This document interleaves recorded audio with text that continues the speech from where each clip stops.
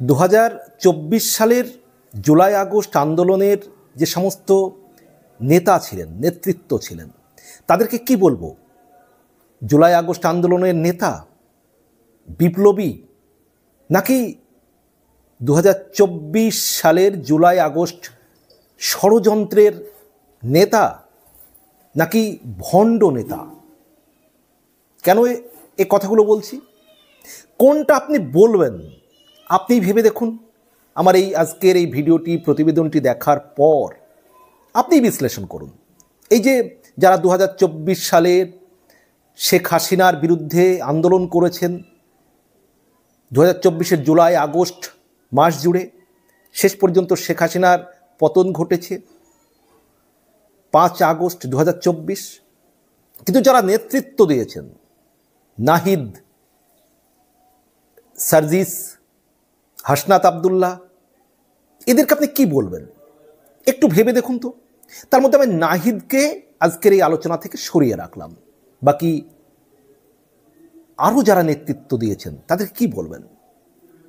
কারণ 5 আগস্ট তাদের যে বাংলাদেশের জুলাই, তারা যেটা বলে আর কি আন্দোলন বা গণ অভ্যুত্থান, তার বর্ষপূর্তি ছিল।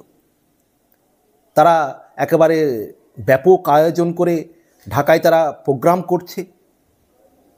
ডক্টর মোহাম্মদ ইউনূস, যিনি এই এনসিপি নামক দলটি পেছন থেকে উৎসাহিত করে, মদত দিয়ে, রাষ্ট্রীয় প্রোটোকল দিয়ে, অর্থ দিয়ে, প্রশাসনের সহযোগিতা দিয়ে এই এনসিপি দলটিকে বেড়ে উঠতে, সারা দেশব্যাপী তাদের কর্মসূচি পালন করতে সাহায্য করছেন। সেই ডক্টর মোহাম্মদ ইউনূস সেই প্রোগ্রামের মূল বক্তা হিসেবে তিনি জুলাই সনদ পাঠ করেছেন। কিন্তু সেই 5ই আগস্ট যারা নেতৃত্ব দিয়েছিলেন জুলাই আগস্ট আন্দোলনে, তারা সেখানে উপস্থিত থাকছে না। তারা যাচ্ছে কোথায়? তারা যাচ্ছে এই হাসনাত, সার্জিসরা চলে গেল কক্সবাজারে। কেন কক্সবাজারে কি করতে গেল? যেটা মিডিয়াতে খবর চলে এসেছে, যদিও এই আন্দোলনকারী নেতারা অস্বীকার করছেন, যে গণমাধ্যমে যে খবরটি এসেছে, ঢাকায় নিযুক্ত প্রাক্তন বা সাবেক মার্কিন রাষ্ট্রদূত পিটার হাসের সঙ্গে বৈঠক করতেই নাকি এনসিপির নেতারা তারা কক্সবাজারে গিয়েছিলেন। এনসিপির নেতারা বা জাতীয় নাগরিক পার্টির বেশ কয়েকজন নেতা কক্সবাজারে গিয়েছিলেন, এটা মিডিয়াতে খবর আসে। কিন্তু তারা অস্বীকার করেন, বলেন না, এসব সঠিক নয়, এসব গুজব, এটা একটা টোটালি গুজব, মিস ইনফরমেশন। এই ধরনের কোনো কিছুই তারা স্বীকার করতে চায়নি। এরকম একটি বক্তব্য দিয়েছেন এই এনসিপির মুখ্য সংগঠক নাসিরউদ্দিন পাটোয়ারি। তিনি বলছেন না, এসব কথা সঠিক নয়। কিন্তু তাহলে এনসিপির এই যে কেন্দ্রীয় নেতারা, তারা গেলেন কেন? সেখানে গিয়েছিলেন কারা কারা? এনসিপির উত্তরাঞ্চল ও দক্ষিণাঞ্চলের যে দুজন মুখ্য সংগঠক রয়েছেন, অর্থাৎ সার্জিস আলম, হাসনাত আবদুল্লাহ, সিনিয়র যুগ্ম সদস্য সচিব তাসনিম জারা, তার স্বামী খালেদ সাইফুল্লাহ, এই খালেদ সাইফুল্লাহ আবার এনসিপির যুগ্ম আহ্বায়ক পদে রয়েছেন। এই যে এই সমস্ত গুরুত্বপূর্ণ নেতারা 5 আগস্ট যখন ঢাকায় তাদেরই প্রোগ্রাম হচ্ছে মঙ্গলবার, অথচ তারা চলে গেলেন কক্সবাজারে। আবার কক্সবাজারে গেলেন বিমানে করে।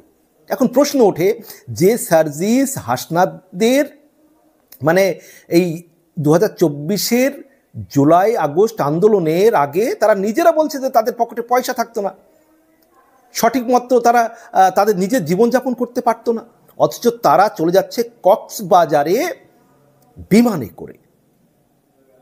এত টাকা তাহলে আসলো কোত্থেকে? তারা যে চাঁদাবাজি করে, এটাই তার প্রমাণ। এবং তারা যে বিলাসবহুল হোটেলে থাকলো, সেই হোটেলের বিল তারা কি করে দিল? অথচ সেই দিনই ঢাকায় জাতীয় সংসদ ভবন এলাকায় অনুষ্ঠান আয়োজন হয়েছে, একটি অনুষ্ঠান হয়েছে যে জুলাই ঘোষণাপত্র পাঠ করা হবে, এবং হয়েছে, জুলাই ঘোষণাপত্র পাঠ করা হয়েছে। অথচ দেখা যাচ্ছে সেখানে বিএনপির নেতারা থাকছেন, জামাতের নেতারা থাকছেন, কিন্তু এনসিপির নেতারা, বিশেষ করে নাহিদ ইসলাম সেখানে ছিলেন, কিন্তু হাসনাত আবদুল্লাহ, সার্জিস আলম তারা সেখানে উপস্থিত থাকছেন না।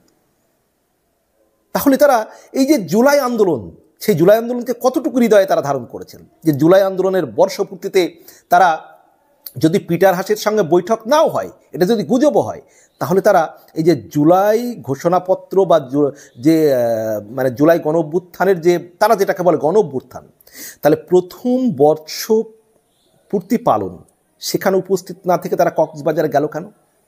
তারা কেন কোনো শহীদের বাড়িতে গেল না? তারা যাদেরকে শহীদ বলে, যারা জুলাই আন্দোলনে প্রাণ দিয়েছেন, তাদের বাড়িতে গেল না? তারা বলছে নাকি কক্সবাজারে বেড়াতে গিয়েছিল। তাহলে চিন্তা করুন তো, যেদিন তারা যেটাকে বলে জুলাই অভ্যুত্থান, সেই অভ্যুত্থানের বর্ষপূর্তি অনুষ্ঠানকে তারা কতটা গুরুত্ব দিয়েছে যে সেদিন যাচ্ছে তারা বিলাস ভ্রমণ করতে, কক্সবাজার বেড়াতে। এরা নাকি বিপ্লবী, এরা নাকি আন্দোলনকারী, নাকি ভণ্ড নেতা যাদের এখন কাজ হয়েছে চাঁদাবাজি করা, মব করা, মানে উচ্ছৃঙ্খলভাবে যে কোনো জিনিসকে এটাই করতে হবে বলে মব করা, সারা দেশব্যাপী চাঁদাবাজি করা। তারা কতটুকু যে জুলাই অভ্যুত্থানকে হৃদয়ে ধারণ করে তার প্রমাণ এটাই পাওয়া গেল যে 1 বছর পূর্তি অনুষ্ঠান ছেড়ে তারা চলে গেল বিলাস ভ্রমণে। সেখানে গণমাধ্যম একবার পরিষ্কার বলছে যে তারা পিটার হাস তার সঙ্গে তারা বৈঠক করতে গিয়েছিল কক্সবাজারে, কিন্তু তারা তো অস্বীকার করছে যে না, এসব গুজব। যে পিটার হাস যিনি প্রাক্তন বা সাবেক মার্কিন রাষ্ট্রদূত, সেই পিটার হাসের সঙ্গে কক্সবাজারে তারা গিয়েছেন তার সঙ্গে বৈঠক করতে, কিন্তু তারা বলছেন না না না, এসব গুজব, আমরা এসেছি জাস্ট কক্সবাজারে বেড়াতে। কেন? জুলাই অভ্যুত্থানের বর্ষপূর্তি, সেই বর্ষপূর্তি ছেড়ে আপনারা বেড়াতে গেলেন কেন? এর জবাব তো দিতে হবে। মিস্টার নাসিরউদ্দিন পাটোয়ারি, হাসনাত আবদুল্লাহ, সার্জিস আলম, আপনারা না জুলাই আন্দোলনের নেতা? আপনারা যদি পিটার হাসের সঙ্গে বৈঠক না করেন, তাহলে সেদিন আপনারা ঢাকায় না থেকে কক্সবাজারে গেলেন কেন? আপনারা বলছেন তাকে বেড়াতে। এই আপনাদের জুলাই অভ্যুত্থানকে হৃদয়ে ধারণ করা? আসলে এখানেই আমি বলছি যে তারা কি জুলাই আন্দোলনের নেতা নাকি ভণ্ড নেতা? এবার আপনারাই বিচার বিশ্লেষণ করুন যে তারা কতটুকু জুলাই আন্দোলনকে হৃদয়ে ধারণ করেছেন। তারা কোনো জুলাইয়ে যারা প্রাণ হারিয়েছেন তাদের বাড়িতে গিয়েছেন? যাননি। তারা বলছে তারা কক্সবাজারে বেড়াতে গিয়েছে।